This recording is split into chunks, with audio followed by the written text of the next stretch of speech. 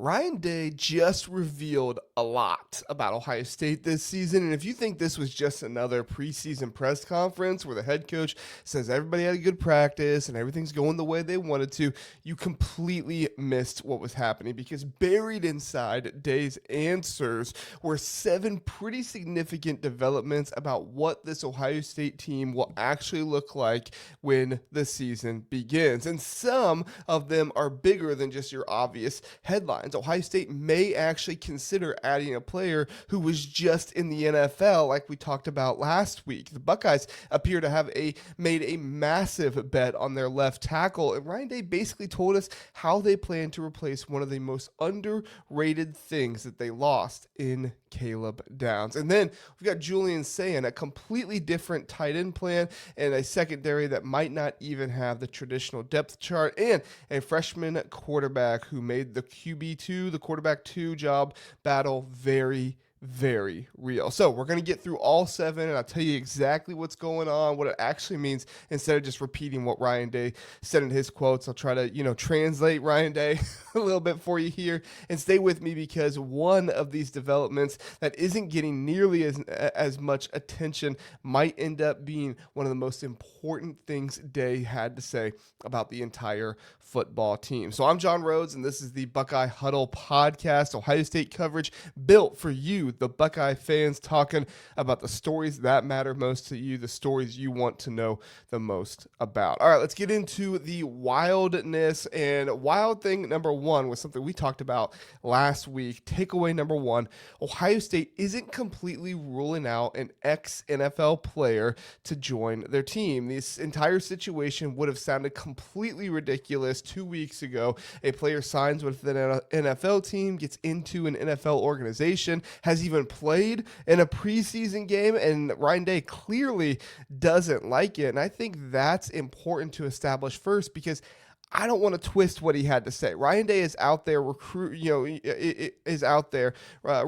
NFL cuts. I'm not trying to say that. That's not what I'm saying. He's not, okay? In fact, Day basically said he's tired of even calling everything crazy, because college football keeps finding new ways to make yesterday seem, even less crazy than it is today. So his biggest frustration is that Ohio State is this close to the season, and the roster apparently still isn't necessarily locked in. We know it's not locked in for the rest of the country. Look at LSU adding players out of the transfer portal. UCLA just added a former James Madison linebacker for Bob Chesney over there. But then he got to a part that actually mattered, because yes, we all know that coaches don't like this stuff, but they utilize it when they have to. Day said the line that changes this from an NCAA rant and being upset with stuff to an actual Ohio State story. Because remember last week, I talked about how this could possibly happen. And I got a number of comments telling me this will never happen. Ryan Day will never entertain it. There was somebody that even said I had no idea what I was talking about the Ohio State football team. I do know what I'm talking about. And I do know what I'm saying, because the phrase that Ryan Day said is, we've got to do what's right for Ohio State. Now, that doesn't sound like somebody who is saying, well, we're just not going to add anybody or anything. Now, is that possibly what's right for Ohio State? Possibly. But also what might be right for Ohio State is if you don't think the tight end position is good enough right now, if you don't think the interior of the defensive line is good enough right now, maybe you don't have a future first-round draft pick out there, but you definitely have some guys who could possibly come back to college that could be some depth for you out there. And Ryan Day, especially, he confirmed this as he said that he had a conversation with Big Ten Commissioner Tony Petitti, which makes it sound like, again, much more than just a guy who is unhappy with the situation. Their conversation was about the roster situation and players potentially returning from the NFL. Now, you might also think, why would Day have to talk to Tony Petitti, the Big Ten commissioner, about this? Well, a few weeks ago, Greg Sankey told the entire SEC, their administrators, their coaches, their athletic directors, all these people, a few weeks ago, he told them he did not want them adding players like this being the players that from the 2022 class that get to come back for their 5th year, because judges are starting to give give temporary restraining orders for that to be able to happen. And it turns out LSU doesn't care what Greg Sankey has to say. But this shows that Tony Petitti was either indifferent or gave Day the green light, because he is saying he has to do what's best for Ohio State. Because Day can hate the rule all he wants and still recognize that he can't voluntarily put Ohio State in a competitive disadvantage. If LSU adds somebody who was just in the NFL and another playoff contender doesn't, then they have to add somebody to try and keep up if it's that close, if the margins are that close. And as we know, today in college football, the margins are that close. So at what point does principle become competitive malpractice? We saw it happen with Dabo Swinney at Clemson. Everybody thought he was doing fine, he could keep recruiting, but then he doesn't get guys to the transfer portal, and the fall off at Clemson ever since then has been pretty astounding. I actually do respect Ryan Day here, because it's obvious that this is not something that he wants to do, but it's also something that he recognizes he might have to do. It's, at the very least, this is something that he's going to explore for them to do, because like I said in the previous video, Ryan Day is no longer the same Ryan Day who got here. Ryan Day, when he got here, looked at certain things and said, nope, that's not me. Nope, that's not Ohio State. Now Ryan Day looks at things and says, does it make Ohio State better? If yes, then we have to do it. You can believe this is terrible for college football while also acknowledging that Ryan Day isn't paid to make Ohio State the moral example while everyone else loads up their roster. He's being paid to win football games. Now, do I expect Ohio State to suddenly add one of these players tomorrow? No, that's not what I'm saying here. Day didn't say that. I'm not saying that. But he absolutely did not close the door on it, which means that door is either wide open or a little bit cracked, and both leave a possibility of somebody else coming here. Unfortunately, most of the players we talked about are now with LSU, and Trent Hendrick, he went to UCLA. There could be more that might get waived, so we'll have to kind of keep you updated here on what's going on, but I would not expect it. But I also would not be surprised if Ohio State does add one of these NFL preseason players who decides to come back to school. And that's something we need to monitor, because NFL roster cuts could suddenly produce names that weren't even available when Ohio State first constructed their team. Day's message was basically, I don't like the game, but if everybody else is playing it, Ohio State may have to play it too. And that is the wild place for college football to be in right now. I don't like it either personally, but my job isn't to tell you what I do and don't like. My job is to cover what's going on and what happens and what could happen with the Ohio State football team. We will see what goes on moving forward. They could add somebody. They could just completely ignore it and not add somebody too. We'll see what happens, and whatever I hear, you can make sure to know that I'll be bringing it to you here on the Buckeye Huddle podcast. All right, takeaway number 2. This one more concrete about the team and what's actually going on. Ohio State just made a massive bet on Ian Moore, because here's the offensive line takeaway, and I don't think the real story is Austin Seierveld moving to guard. I think that a lot of people are going to talk about that. I think you're going to get some conversation about that, but the real story to me is Ian Moore, because look at what Ohio State appears to be doing. Ian Moore at left tackle, Luke Montgomery at left guard, Carson Hinsman at center, Austin Seierveld at right guard, Philip Daniels at right tackle. And we talked about how likely this was in the pre-camp season, I guess you could call it. And we even talked about it when we did our film review, saying that Ian Moore looked like he was somebody that was too good to keep off the field. They still wouldn't call that officially finalized, but he said that's how the ones are working, and that configuration is trending in that direction. And listen, moving Seierveld back inside makes a ton of sense, not only for Ohio State, but for him as well. They basically said they view Austin Seierveld as probably an NFL guard who can play tackle. Worked out pretty well for Ohio State when they had somebody else like that on the team. So Montgomery, Hinsman, and Seierveld on the inside, that is a massive interior front line. They even use the phrase a lot of beef in his press conference.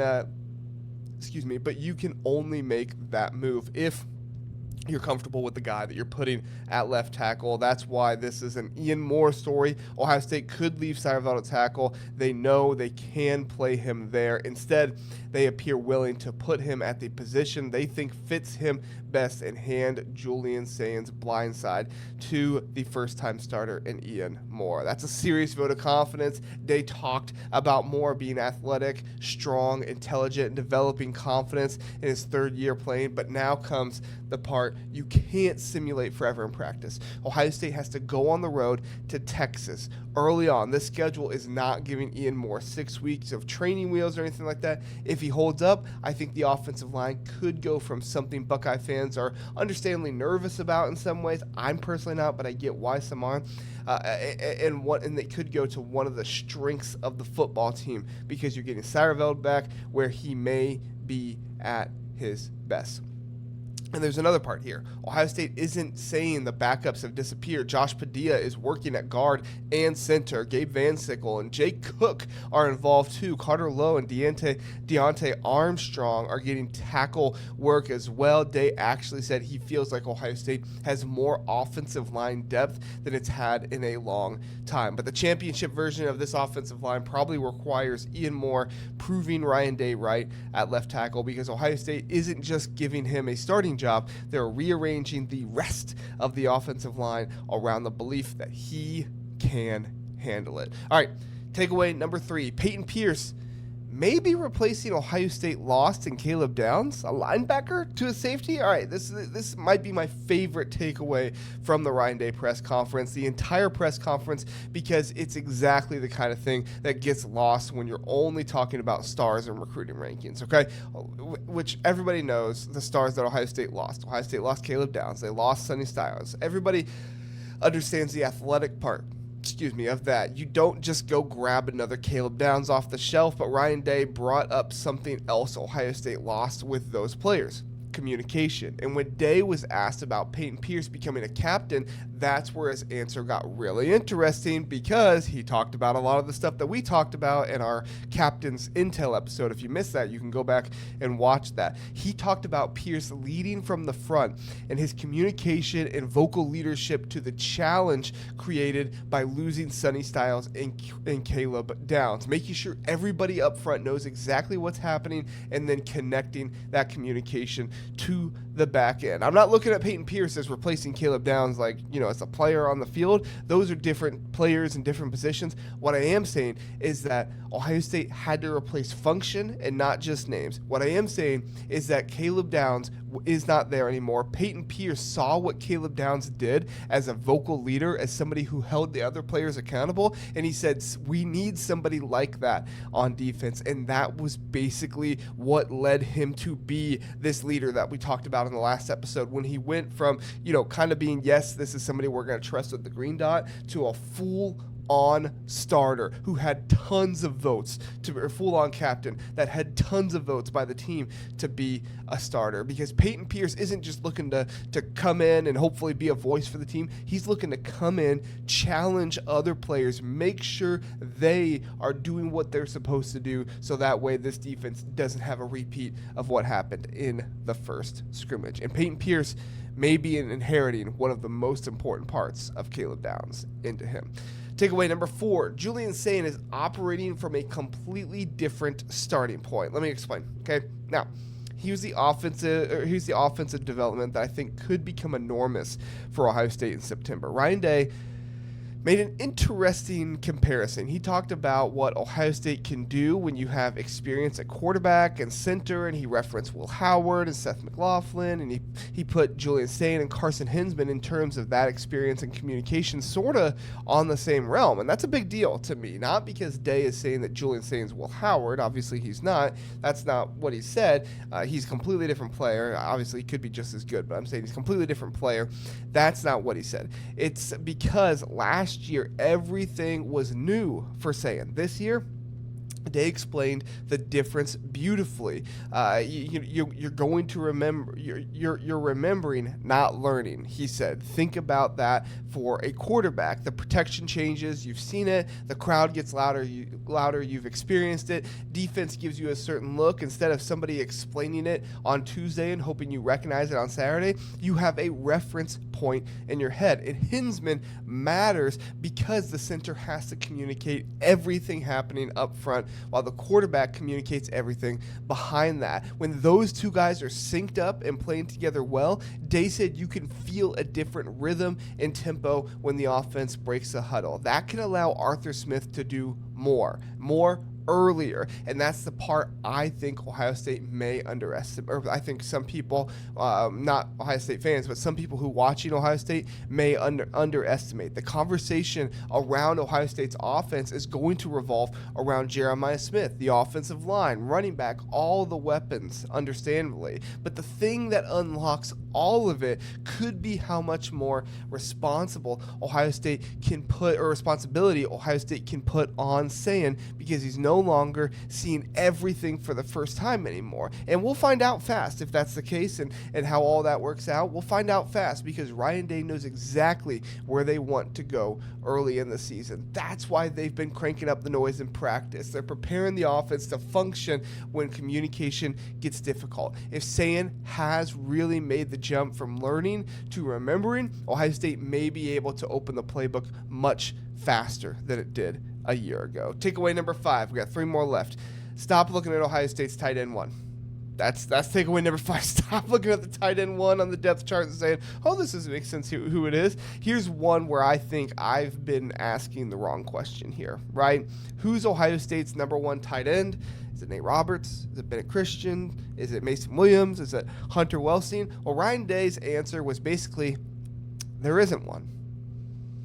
And I don't think that's uncertainty. I think that's potentially the plan. Now, whenever you get something like this, you always have a little bit of concern of, maybe you don't have one because nobody has stepped up to be good enough to have one. But Day said that Roberts, Christian, and Williams have separated somewhat from the rest of the room. But he specifically said he doesn't really look at it as one number 1 tight end. Instead, different guys can be used in different situations, which we've seen Ohio State do before, including 11 personnel, 12 personnel. That matters because fans naturally want a depth chart. 1, 2, 3. Football doesn't always work out that neatly anymore, though. All right, maybe one player gives Arthur Smith what he wants in the certain run concept, another gives him more receiving flexibility, another lets Ohio State line up in one formation and shift something completely different without substituting. That would be totally valuable, and it's especially interesting because Ohio State is replacing significant tight end production